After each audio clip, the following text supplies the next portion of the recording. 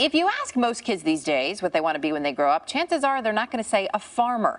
Yet a century ago, nearly half of American workers were farmers. These days, it's more like 1%.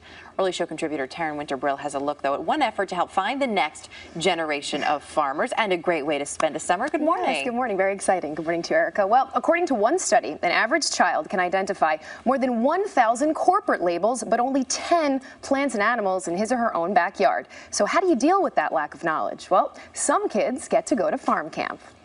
You want to be really nice to the chickens and respectful. On a sun-drenched farm, just 25 minutes north of New York City, there are plenty of discoveries to be made. Feels kind of warm. Stone Barn Center for Food and Agriculture opened its gates back in 2004. Why does the chicken want to lay eggs? What do you think? And it took less than a year for its educational staff to hatch the idea of farm camp. You guys down there doing okay? You want some more seed? Campers spend a minimum of a week exploring all of the facets of a working farm. Collecting eggs, picking raspberries, even seeding a pig pen. For many of these children, this might be the first time that they get to spend 1 week or 2 weeks outdoors for 6 hours. I mean, that's a wonderful thing. Do they ask for more? Yes, they do. They can't get enough. There's lots of surprises here. These kids are part of the so-called nature deficit generation, and they spend half as much time outdoors as children 20 years ago. On average, they spend about 6 hours in front of computer and TV screens and less than 4 minutes engaged in unstructured outdoor play per day. Our children today are living lifestyles that are overwhelmingly indoors and sedentary. The 20th century population shift from rural to urban areas has literally changed the nature of childhood. In the year 1900, 40% of the population lived in cities. By 2010, that percentage had doubled. The face of the American farming community has also drastically changed.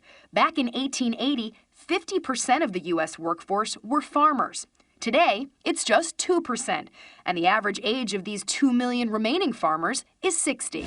You're going to look for the ones that really turn right. Farm Camp is designed to connect young people with nature. Did you think this is how raspberries grew? No. Are you surprised? Yeah. Yeah? I thought they grew on a tree. Next time they eat a raspberry or they eat fruit, they'll remember these plants. It changes your perception of quality. So those raspberries the kids picked earlier could be on the dessert menu? Yeah, and would be, particularly something like raspberries. Stone Barns is home to Blue Hill, a world-renowned restaurant whose farm-to-table philosophy inspired First Lady Michelle Obama to choose it as the site to launch her Let's Move campaign to end childhood obesity.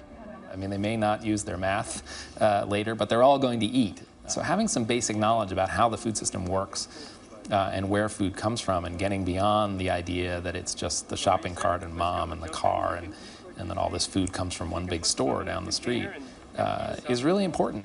So do you guys think you're going to continue healthy eating habits? Yeah. Why?